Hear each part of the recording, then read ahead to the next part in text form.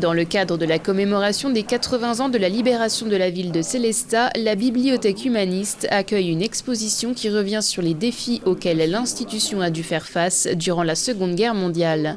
Une période marquée par les menaces qui pesaient sur le patrimoine écrit célestadien entre tentatives de nazification et nécessité de protéger des ouvrages d'une valeur inestimable. Quand on parle de la bibliothèque humaniste, on pense tout de suite à la Renaissance, au XVe et XVIe siècle, et effectivement les collections les plus précieuses nous renvoient directement à cette époque. Et de ce point de vue-là, l'histoire longue de la conservation des collections n'a pour le moment que été rarement abordée par le biais des expositions. Ces collections ont une histoire au-delà du contexte dans lequel elles ont été constituées. Il y a cette histoire longue de la conservation et de la préservation. Pendant l'occupation, la bibliothèque est instrumentalisée et devient un outil au service de la propagande nazie. L'exposition s'appuie sur des ouvrages et objets d'époque pour offrir un éclairage inédit sur ce phénomène et plonger les visiteurs au cœur de cette période troublée. Les bibliothèques ont joué un rôle non négligeable du point de vue des autorités nazies qui ont mis en œuvre un plan de développement en fait, de la lecture publique.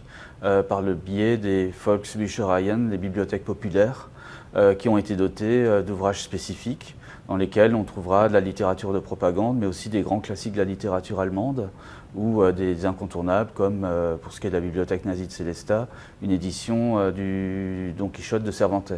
Dès le printemps 1940, face au risque de destruction ou de pillage, une opération de sauvetage est menée pour préserver les collections les plus précieuses. Sous la supervision de l'abbé Joseph Walter, bibliothécaire de la ville, des caisses contenant des manuscrits et ouvrages rares sont transférées en lieu sûr. Les collections les plus précieuses de la bibliothèque sont transférées au château de Hautefort en Dordogne. Ces mêmes ouvrages seront ensuite mis à l'abri par les autorités d'occupation au château de Königsbourg. Effectivement, à partir de 1942, il y a de plus en plus de bombardements de villes à travers l'Allemagne et les mêmes autorités d'occupation qui ont subi par ailleurs le bombardement de la ville de Karlsruhe et de la bibliothèque de cette ville décident de mettre les collections célestadiennes à l'abri au château de Königsbourg où elles seront jusqu'en juillet 1945.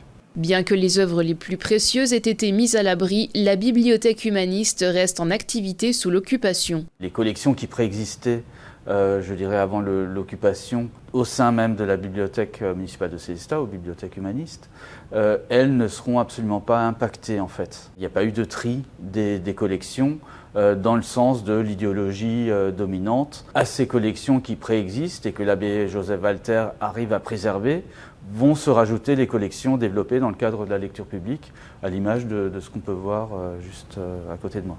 Malgré ces bouleversements, les collections historiques de la bibliothèque humaniste ont donc traversé la guerre presque intactes. L'exposition témoigne de cette préservation remarquable et met en avant les efforts déployés pour protéger ce patrimoine, garantissant ainsi sa transmission aux générations futures.